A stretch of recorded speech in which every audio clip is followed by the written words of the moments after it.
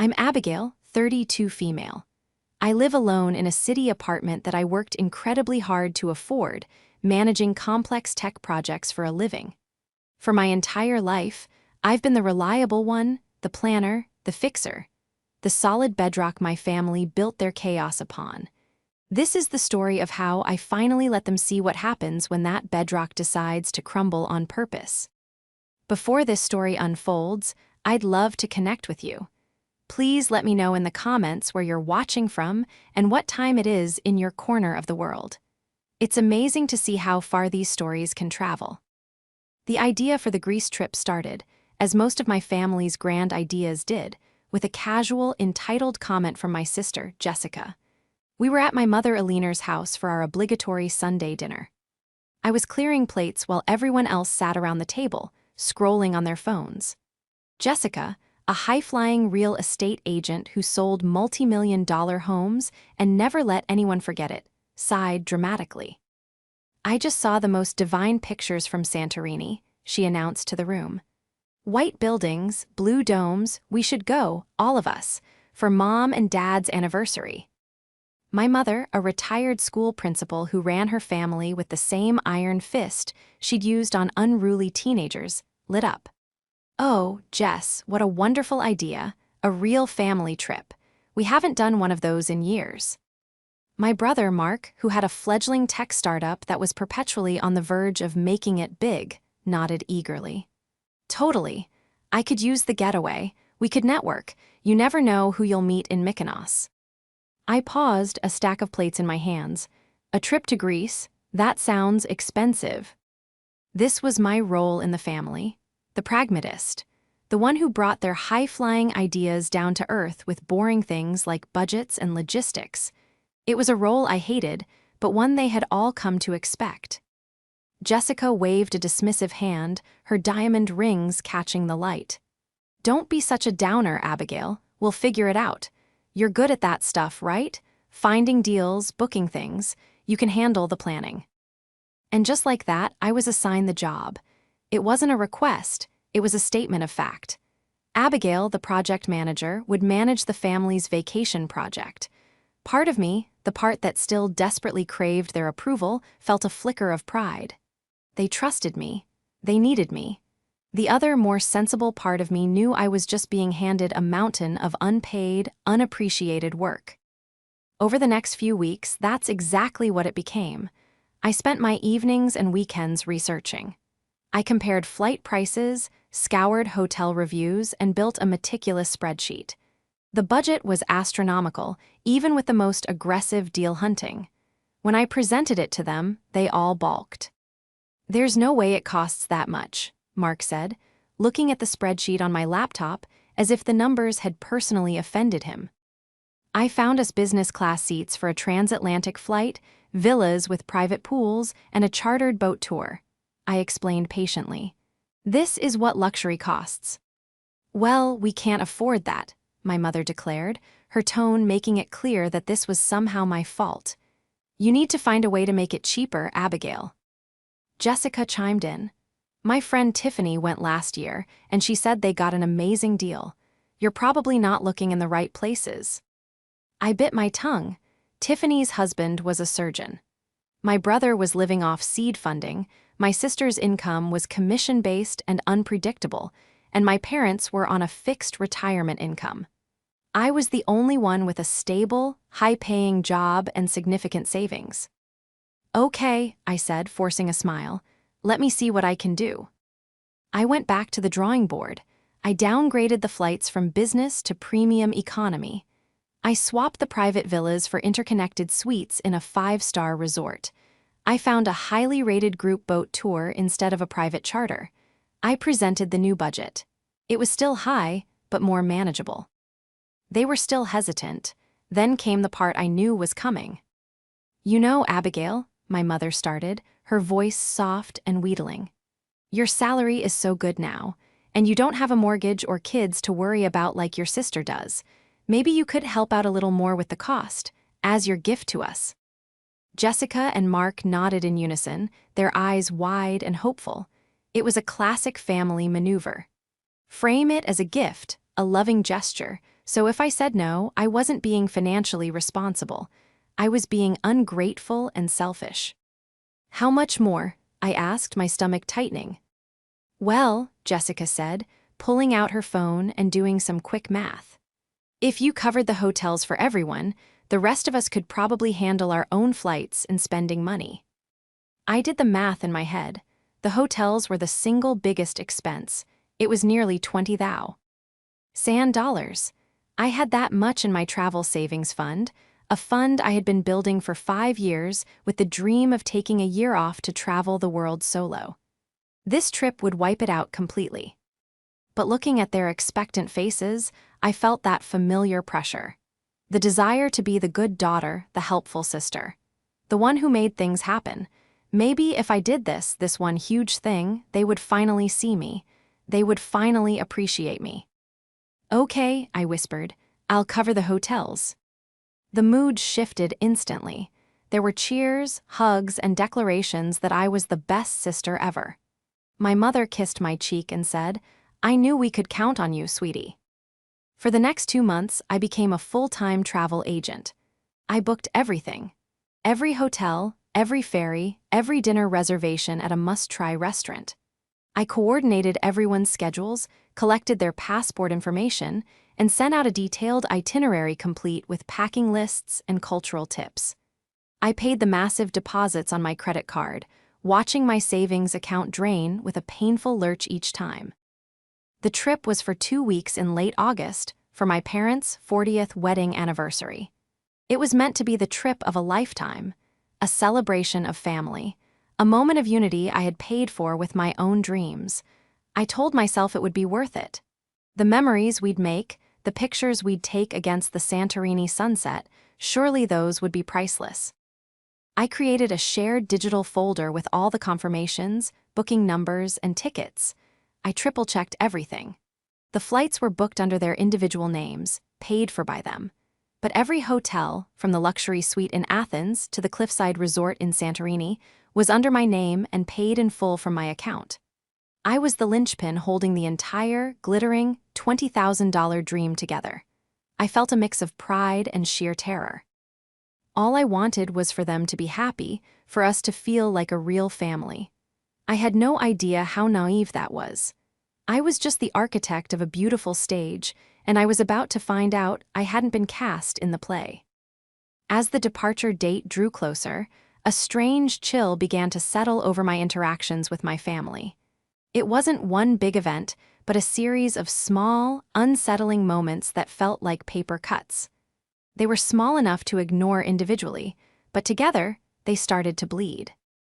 It began with the family group chat, the one I had created to coordinate trip details. It was called Grease Lightning, a cheesy name Mark had come up with. At first, it was buzzing with excitement. Jessica would post pictures of outfits she was buying, and my mom would share articles about ancient ruins. But then, I noticed the chat would go silent for long stretches. I'd post a question, does anyone have any dietary restrictions I should let the restaurants know about? And be met with hours of silence. Then, suddenly, a flurry of messages would appear between Jessica, Mark, and my mother about a completely unrelated topic, as if my question had never been asked. I brushed it off. They were busy. I was being too sensitive. Then came the incident with the packing. I called Jessica one afternoon, about 2 weeks before the trip. Hey, I was just looking at the ferry luggage restrictions, I started, and they're pretty strict. We should all probably stick to 1 carry-on and 1 checked bag. There was a pause on her end, and I heard her stifle a laugh. Oh, Abigail, don't worry about that. What do you mean? I don't want them to charge us extra fees at the port, I said, my project manager brain kicking into high gear. I mean, don't bother packing for Greece, she snickered, the sound sharp and condescending. I was confused. What? Why would you say that? The trip is in 2 weeks. Her voice turned syrupy sweet, the way it did when she was about to be particularly cruel. It's a family trip, silly, for Mom and Dad, a real family bonding experience. The emphasis she put on the word family felt like a slap. What was she implying? That I wasn't family? I am family, Jess, I said, my voice smaller than I wanted it to be. I planned the whole thing. Oh, we know, and we are so grateful, she said, her tone dripping with fake sincerity. You'll understand, just don't worry your pretty little head about packing. She hung up before I could respond. I stood in my kitchen, phone in hand, feeling a cold dread creep up my spine. It was a bizarre and hurtful thing to say. A joke? It had to be a joke. A mean, typical Jessica joke. I tried to call her back, but it went straight to voicemail. I texted her. What did you mean by that? The little bubble with 3 dots appeared and then vanished. She never replied. That Sunday, at dinner, the atmosphere was even stranger. I brought up the packing comment, trying to laugh it off. Jess, you had me worried for a second there. For a minute, I thought you were TR. Ying to uninvite me from the trip I planned and paid for. Mark chuckled nervously, refusing to meet my eyes. My mother just smiled, a tight, knowing smirk that didn't reach her eyes. Don't be so dramatic, Abigail, she said calmly. You're taking things too personally. Jessica was just teasing you. She then turned to my dad. David, pass the potatoes. My dad, a man who had long ago mastered the art of strategic silence to keep the peace, did as he was told. He gave me a quick, apologetic glance, but said nothing. The conversation moved on, but I felt like a ghost at the table.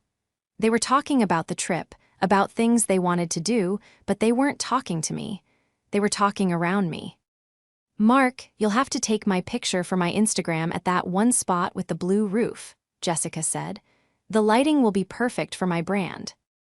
Mom, I made a reservation at that seafood place you love in Athens, I interjected, trying to reclaim my place in the conversation. The one with the view of the Acropolis. Oh, that's nice, dear, my mother said, her attention already back on Jessica. Now, Jess, are you bringing your new Chanel espadrilles? They would be perfect for that. It was infuriating. It was like I had become invisible, my only purpose to be the silent financial backer and logistical robot for their perfect family vacation. The more I tried to engage, the more they deflected. They'd answer my direct questions with vague, one-word answers before eagerly turning to each other to discuss some private joke I wasn't privy to. The final, most cutting comment came from my mother the week before we were scheduled to leave. I was at her house, dropping off a set of customized luggage tags I'd ordered for everyone. It was a silly, sentimental gesture, but I thought it would be a nice touch. She took the one with her name on it and examined it. This is lovely, Abigail. You think of everything. I'm just so excited, I said, my voice genuine. I think this is really going to be a trip to remember. She patted my arm, her expression unreadable. It will be. It's an important time for the family. She looked at me then, her eyes holding a strange mix of pity and condescension. She let out a little sigh and gave me that same smirk from the dinner table. You'll understand one day. Understand what? I asked, my frustration mounting. Oh, you know, she said, waving a hand vaguely. Things, it's complicated. When you have your own family, a real family, you'll get it. My own family. The words hung in the air, thick and suffocating. I wasn't married, I didn't have children. To her, that meant I wasn't a real family. I was the single, childless daughter, an accessory, an ATM, not part of the core unit. The implication was clear.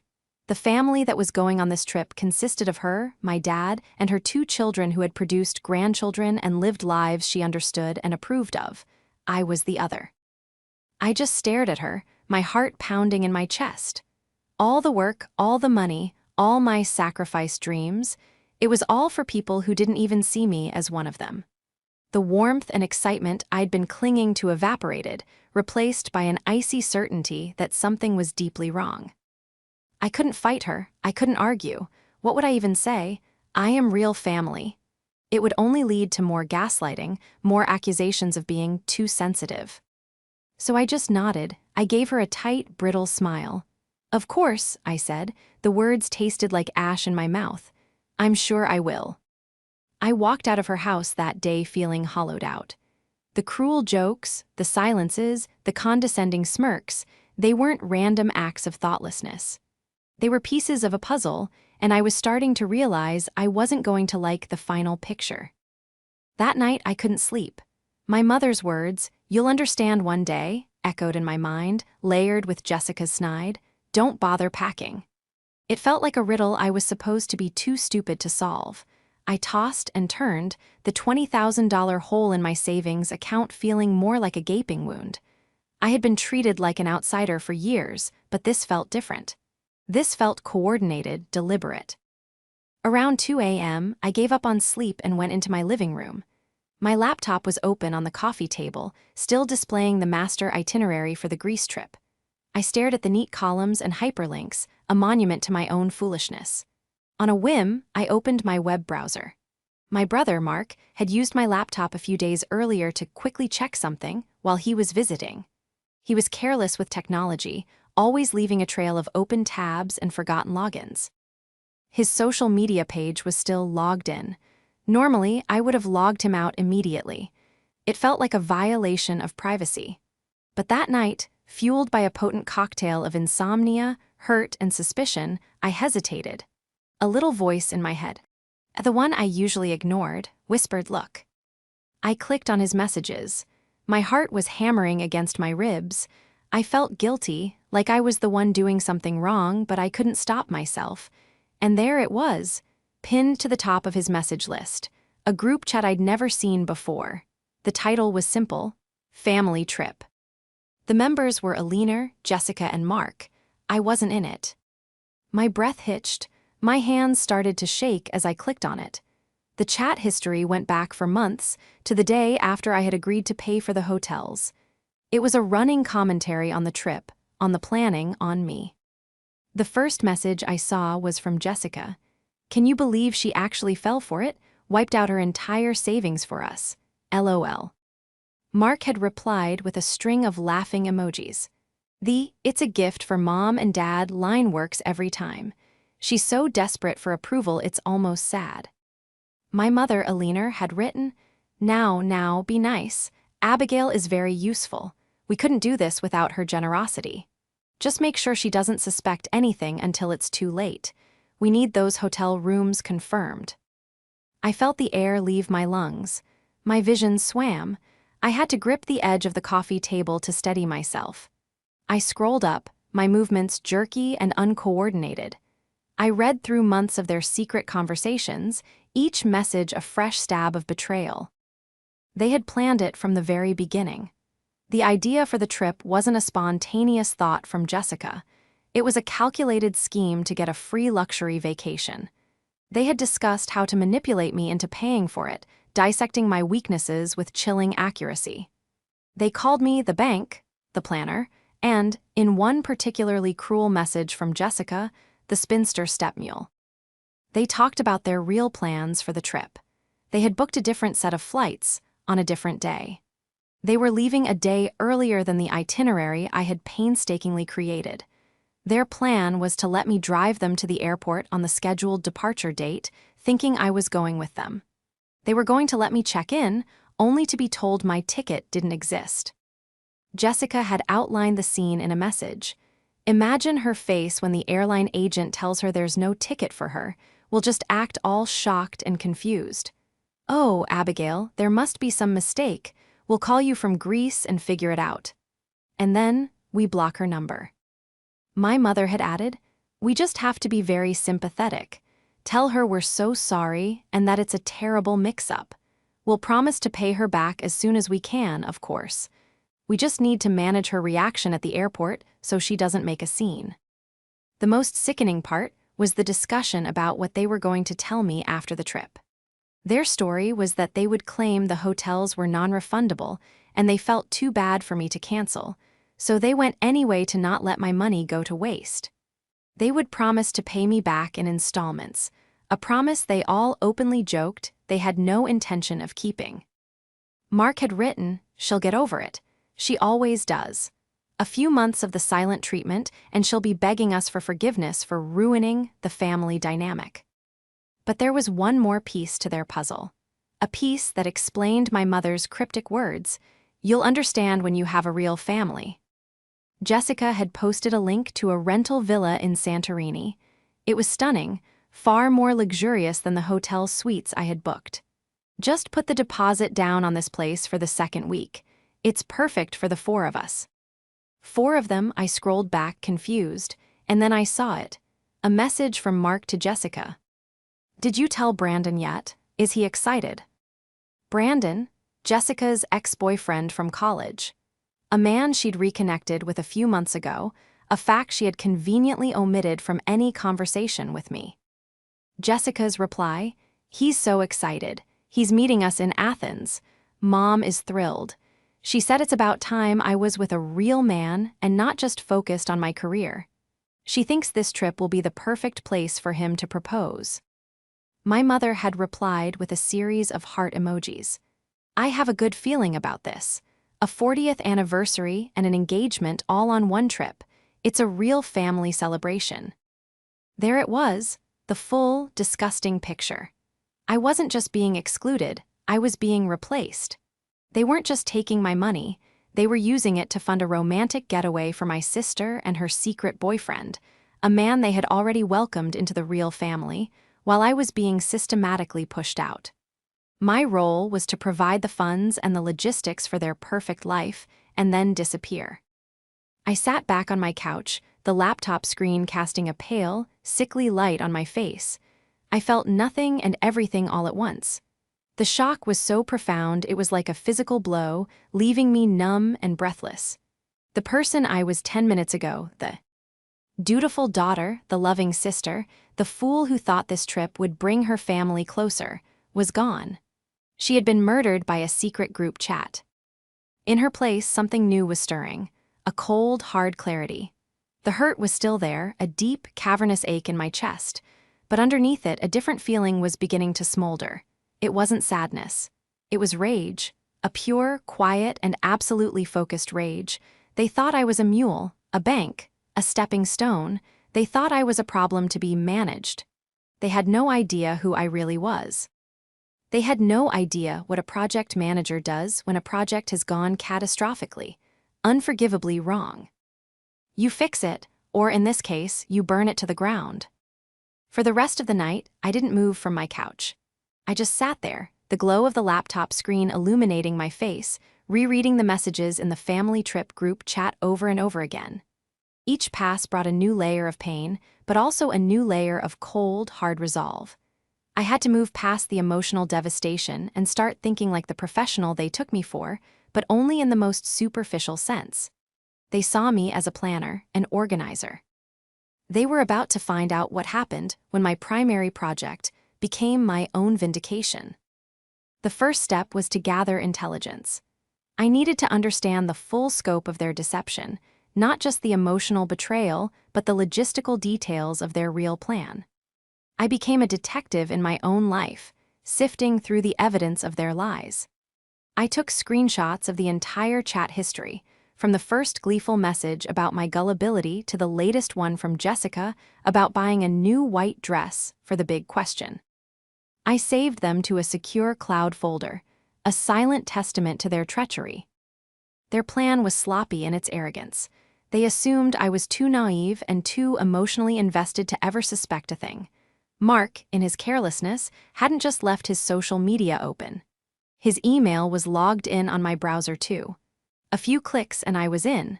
It felt wrong, but I was long past the point of caring about their privacy. They had forfeited that right when they decided to treat me like a disposable wallet. In his sent folder, I found it, the flight confirmation for the 4 of them, my mother, father, Jessica, and Mark. As they discussed, it was for a day earlier than our official departure. They were scheduled to fly out next Tuesday, while I was under the impression we were all leaving on Wednesday. I noted the flight number and the airline. Then I found the confirmation for Jessica's secret boyfriend, Brandon. He was arriving in Athens on the same day, on a separate flight from a different city.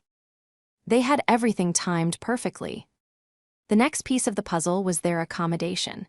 They had openly mocked the 5-star hotel suites I had booked and paid for. In the chat, Jessica had mentioned a private villa for the second week in Santorini. A quick search in Mark's email brought up a booking confirmation from a luxury rental site. The villa was booked under Jessica's name. The payment history showed a small deposit had been paid on her credit card. The remaining balance, a staggering €10,000, was due upon arrival. They were clearly planning to use the savings from my free hotels to pay for their upgrade. But what about the first week in Athens? They couldn't check into the hotel I booked a day early. The reservation was in my name for a Wednesday arrival. A bit more digging in the chat history revealed their simple, brazen solution. Mark had written, "The Athens hotel is Abigail's problem. We'll just tell her we decided to fly in early to surprise Mom and Dad. She'll have to call and change the reservation. She's so good at that stuff, she'll probably get it done in 5 minutes and even get us a free room upgrade for our trouble." They were going to create a logistical problem and then sit back and watch me, the ever-reliable fixer, solve it for them, never suspecting the problem was part of their own premeditated plan. The audacity was breathtaking. They weren't just deceiving me, they were actively planning to use my competence against me as part of the deception itself. I spent hours mapping out their entire secret itinerary. Their real flights, their shadow accommodations, their planned rendezvous with Brandon. I cross-referenced everything with the bookings I had made. The hotels in Athens and Santorini, the island hopper ferry tickets, the curated dinner reservations, the private tour of the Acropolis, all booked and paid for by me, all in my name. As I worked, the raw emotion began to subside, replaced by an almost zen-like focus. This was no longer a family drama. It was a project that had been sabotaged by untrustworthy stakeholders. My objective had shifted from delivering a successful family vacation to executing a flawless exit strategy and risk mitigation plan. The risk? My family. Why's complete and utter destruction of my finances and emotional well-being. Mitigation? Ensuring they received exactly what they had planned for me. Nothing. I logged out of Mark's accounts and cleared my browser history. They would never know I'd seen it. As far as they were concerned, I was still good old Abigail, the naive pushover, eagerly packing my bags for a trip I was never meant to be on. The next few days were the strangest performance of my life. I had to pretend that everything was normal. I answered their calls and texts with a cheerful, oblivious tone. "Just confirming you're all set for Wednesday morning," I texted in our official group chat. "I'll be there to pick everyone up at 7 a.m. My mother replied with a simple, "Sounds good, dear." I could almost hear the smirk in her voice. In their secret chat, I knew they were laughing, picturing me driving to their houses on Wednesday morning to find them already gone. Jessica called me to ask for the address of the hotel in Athens. "I just want to plug it into my maps ahead of time," she said, her voice bright and breezy. "Of course," I said, my own voice a perfect imitation of helpfulness. "I'll send you the link. It's a beautiful place. I got a suites with a balcony view of the city." "Oh, that's nice," she said, a flicker of something guilt, no, more likely amusement in her voice. "You really are the best, Abby." "I try," I said, and the call ended. Each interaction was a fresh twist of the knife, but it also hardened my resolve. They were so confident in their deceit, so sure of my ignorance. They saw me as a simple, two-dimensional character in their grand drama. They had no idea I was now the director, and the final act was going to be a complete rewrite. I looked at the final piece of evidence I had collected, a screenshot of a message from my mother in the secret chat. It was from the day I had agreed to pay for everything. She agreed, I knew she would. She has this deep-seated need to be the hero, to fix everything for us. As long as we keep letting her think she's saving us, we can get anything we want. Reading it again, I didn't feel pain. I felt a profound, liberating clarity. She was right. I did have a need to be the hero. They had used that need to exploit me, but they never stopped to consider what happens when the hero realizes she's been fighting for the villains all along. She stops fighting for them, and she starts fighting for herself. The plan for my revenge wasn't born in a flash of fiery inspiration. It was built quietly, methodically, over the course of one long, sleepless night, with the same precision I used to manage my multi-million-dollar projects at work. It was a simple plan, elegant in its brutality. I wasn't going to scream or cry or confront them. Confrontation was what they expected. It would give them the opportunity to twist my words, to gaslight me, to play the victim. No, my revenge would be silent, digital, and irreversible. The linchpin of their entire scheme was my money and my name. Every significant booking for their dream vacation was tied to me. They were counting on my reservations being there when they arrived. They had built their grand deception on a foundation I had laid, and I was about to pull it all out from under them. It was Monday night, the night before their secret, early departure. I knew they would be packing their bags, giddy with excitement, laughing about the fool of a sister they were leaving behind. The thought sent a jolt of ice through my veins. I opened my laptop, my movements calm and deliberate. I went to my email and opened the folder I had labeled Greece Trip. It was filled with dozens of confirmation messages. I opened the first one, the King George Hotel, Athens, a 5-night booking for 2 luxury suites, paid in full. Total cost, $8,000. The reservation was under my name, Abigail Peterson. I found the Manage My Booking link. I clicked it. My fingers hovered over the keyboard as I entered the confirmation number and my last name. The reservation details appeared on the screen, and right next to them, a beautiful, glorious button, Cancel Reservation. I took a deep breath. This was the point of no return.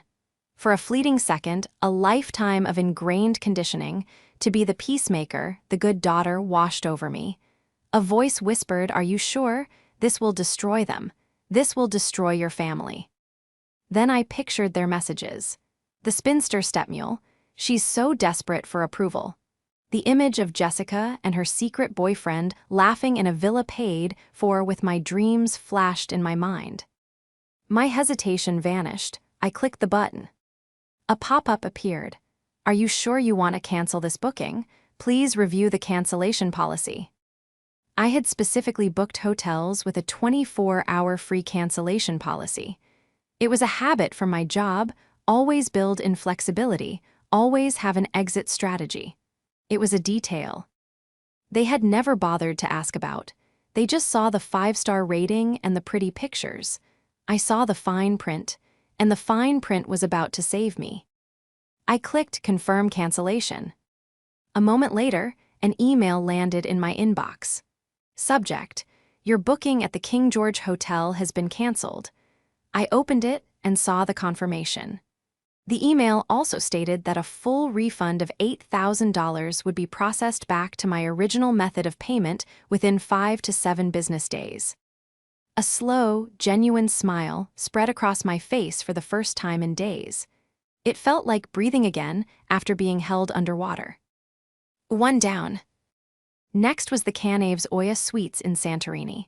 This was the crown jewel, the place they were most excited about. Cliffside suites with private infinity pools overlooking the caldera, paid in full. Total cost, $12,000. The reservation was in my name. I repeated the process. Login, manage booking, cancel. The cancellation policy was a bit stricter, 48 hours, but I was still well within the window. Click Confirm. Another email arrived. Subject: Your Santorini booking has been canceled. A refund of $12,000 was on its way.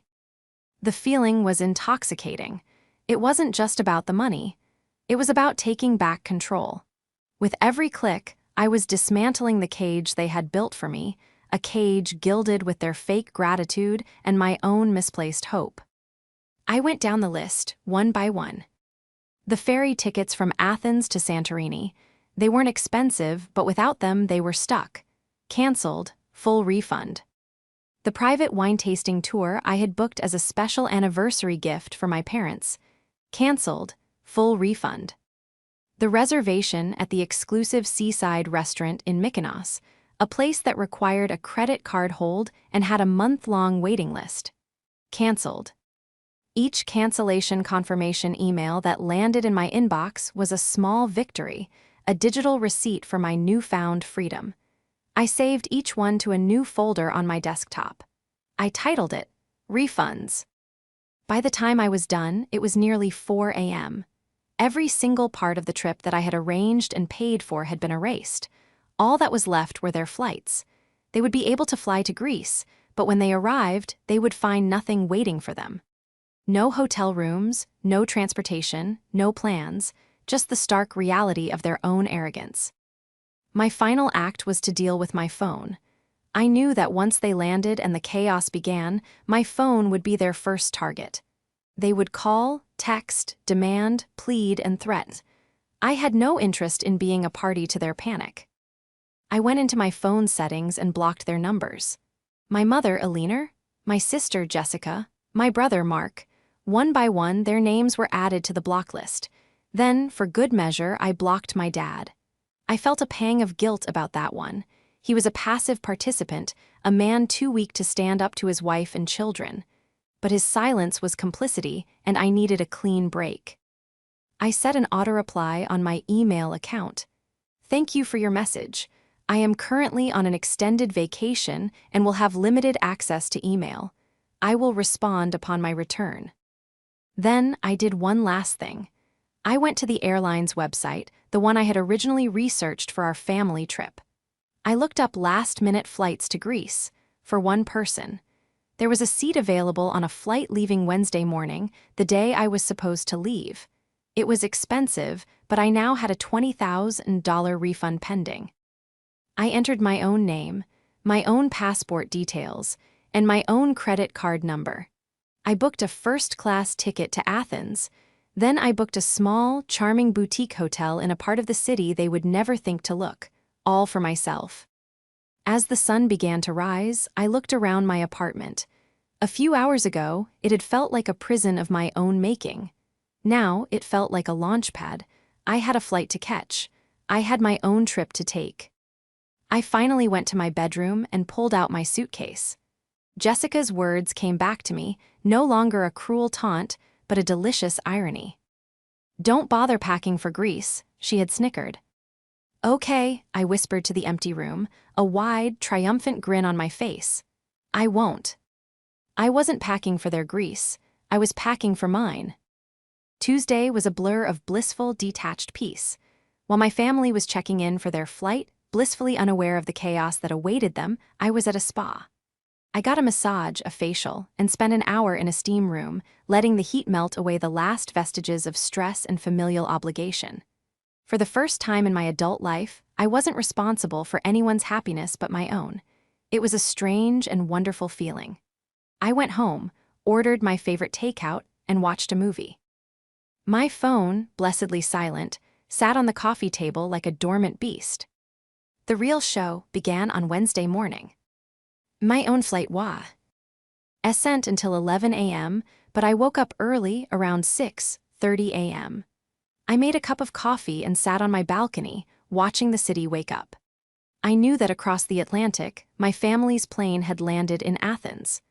I pictured them walking through the arrivals hall, tired from the overnight flight but excited, heading for the taxi stand to go to a hotel that no longer had a room for them. The first tremor arrived at 7:01 a.m. It wasn't a call or a text because they were all blocked. It was an email. A new email from an address I didn't recognize. But the subject line was unmistakable. Urgent call ME now JESSICA. She must have used the airport Wi-Fi to create a new email account. The desperation was palpable even in the subject line. I took a sip of my coffee, savoring the moment. I didn't open it. A minute later, another email. This one from Mark, also from a new, hastily created address. Subject, Abigail, what the hell did you do? The hotel has no reservation for us. I allowed myself a small, satisfied smile. It was working. They were in Athens, stranded and confused. I could almost hear the panic in their voices. But the main event, the one I had been waiting for, was yet to come. Part of my revenge was not just about the hotels in Greece, but about the performance they had planned for me at our local airport. They had intended to humiliate me, to watch me get turned away at the check-in counter. I knew they would still be expecting me to show up at their houses at 7 a.m., ready to drive them to the airport for a flight I wasn't booked on. My brother, Leo, oh, I'm sorry, my brother, Mark, was the designated point person for this little piece of theater. At precisely 7:00 a.m. my time, I received a text message from a number I didn't recognize. It was my dad. They must have realized their own numbers were blocked and had him try. The text was short and frantic. "Abigail, it's Dad. Where are you? Mark is waiting. You need to pick him up for the airport." I let the message sit for a few minutes while I finished my coffee. Then, I unblocked only Mark's number. I was curious to see what he would say when he thought he could finally reach me. I typed out a simple, innocent reply to my dad. "Sorry, running a few minutes late. I'll text Mark now." I then switched over to my message thread with Mark. A flood of angry, previously unsent messages instantly appeared. "Where are you? Abigail, pick up your phone. We're going to be late." I waited a beat, then typed my reply. "So sorry, on my way now, see you in 20. His reply was instant. "Hurry up, and don't forget your passport." The last part was dripping with condescending, secret glee. I could picture him sending it with a smirk on his face, thinking he was so clever. I didn't reply, I just let him wait. I pictured him standing by his front door, his luggage next to him, checking his watch every 30 seconds, his annoyance growing. 20 minutes passed, then 30. At 7:35 a.m., his text started again. "Okay, this isn't funny. Where are you? I'm calling an Uber. You better have a good excuse. You are ruining this whole day." This was the moment, the culmination of their little airport subplot. I crafted my response carefully. I needed it to be perfect, simple, direct, and devastating. I smiled and replied, "Book it yourself." I immediately blocked his number again, along with my dad's. I didn't want to see the fallout. I didn't need to. I could imagine the frantic calls he would make to my sister and mother, who were already embroiled in their own hotel-less nightmare in Athens. The beautiful, intricate web of their deception was collapsing in on itself from 2 different continents. An hour later, as I was packing my last few things into my carry-on, a new wave of emails started. They had clearly regrouped and were trying a different tactic. This time, the email came from my mother's new account. Subject: "You have made a terrible mistake, Abigail." The tone had shifted from panic to fury. She accused me of being irresponsible, of making some catastrophic error with the bookings. She demanded I get on the phone with the hotels immediately and fix my mess. "Your father is exhausted, and I will not have him standing on a street corner in a foreign country because of your incompetence," she wrote. "You have 5 minutes to call Jessica and sort this out, or there will be serious consequences." Incompetence. The word was so laughable I almost choked. My incompetence wasn't the problem. My competence was. I had competently uncovered their scheme, and I was now competently executing my response. I didn't reply. I simply forwarded her the cancellation confirmation emails, all of them. The hotels, the ferries, the tour. I sent them without a subject line or a single word in the body of the email. Just the cold, hard digital proof of what I had done. The evidence that this was no mistake. This was a choice. The final email I received before leaving Faux. The airport was from Jessica. The fury was gone, replaced by a tone that was somehow even more repulsive, feigned concern. Subject: "Are you okay?" "Abby," it read, "we just saw the cancellation emails. We don't understand what's happening. Did you get into some kind of trouble? Is this about money? We're really worried about you. Please just tell us what's wrong. We're family. We can fix this together." We can fix this together. The hypocrisy was so profound it was almost poetic. They had never wanted to fix anything with me, only to fix things by using me. I thought about crafting a long, angry reply, laying out every detail of their betrayal. But what was the point? They knew what they did. They weren't sorry for doing it, they were just sorry they got caught. So I typed back a single, solitary sentence, a quote from their own secret chat, a line my mother had used to describe me. I'm just being useful. I hit send, then I logged out of my email, turned off my phone, and put it in my bag. I called a car to take me to the airport, my own airport, for my own flight. Their panic was no longer my problem. It was just a distant noise from a life I had already left behind. Stepping off the plane in Athens felt like stepping into a different life.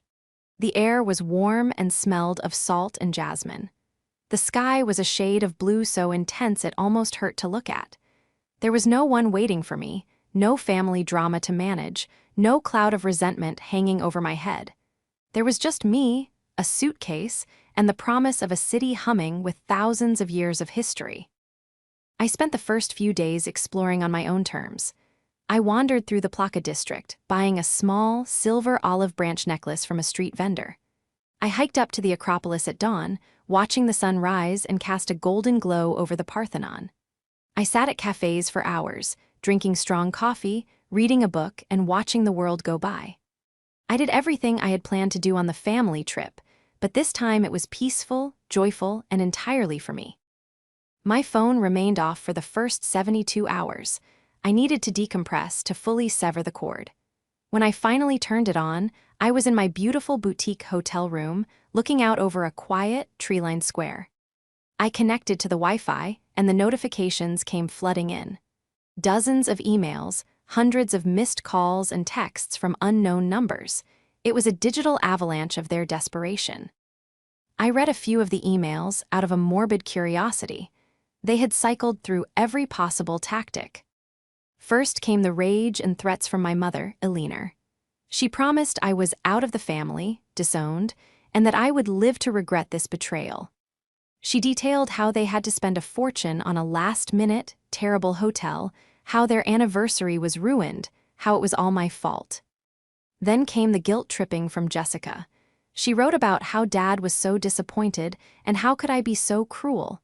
She mentioned Brandon, framing it as if I had ruined her one chance at happiness. He flew all this way to be with our family, and you destroyed it, Abigail. I hope you're happy. Finally, there was the bargaining from Mark. He sent spreadsheets, actual spreadsheets, outlining a repayment plan for the money I had cost them by booking last-minute accommodation. He promised that if I just reinstated the Santorini hotel, all would be forgiven. He even offered to let me join them for the second week if I apologized. It was all so predictable, so transparently self-serving. Not a single message contained a genuine apology. There was no acknowledgement of their plan, no remorse for their cruelty. Their only regret was that their scheme had failed. I composed a single, final email. I sent it as a group reply to all their new addresses. To my former family, I wrote, I am not in trouble. I did not make a mistake. What I did was a direct response to discovering your calculated, malicious plan to exploit me financially and humiliate me emotionally. I know about the secret group chat. I know about the plan to abandon me at the airport. I know you were leaving a day early. I know about Brandon. I have screenshots of everything. The money you spent on last-minute hotels is not my problem. The ruined anniversary is not my problem. The disappointment you feel is not my problem. These are the consequences of your own actions. You built a house of cards on a foundation of lies, and I simply refuse to hold it up for you any longer. Do not contact me again. I am not your bank, I am not your planner, and I am no longer your mule. I am free. This is the last you will ever hear from me. Abigail. I hit send and then, one by one, I deleted every email and blocked every new address they had created. I scrubbed them from my digital life as thoroughly as I had scrubbed them from my real one. A few days later, I took a ferry to a small, quiet island, one not on our original itinerary. It was peaceful and rugged, with deserted beaches and tiny, family-run tavernas. I spent my days swimming in the clear turquoise water and my evenings eating fresh fish and drinking local wine. One morning, I woke up early and hiked to the highest point on the island, a small, whitewashed chapel overlooking the sea. I sat on a stone wall and watched the sun rise, painting the sky in shades of pink and orange and gold. It was the most beautiful thing I had ever seen. This was my Santorini sunset, the one I had paid for, and it was better than anything I could have shared with them. When I returned home 2 weeks later, I was a different person. The constant weight of my family's expectations had been lifted, and I felt lighter, stronger. I changed the locks on my apartment door and instructed my doorman not to allow any of them up. The apologies, when they finally came, were just as hollow as I expected. A letter from my mother slipped under my door, full of excuses but no real ownership. A tearful voicemail from my dad, saying he was sorry for how things turned out. They weren't sorry for what they did. They were sorry for the new reality they now faced, a reality where their fixer was gone. I never responded. Their apology was not accepted because it was never truly offered.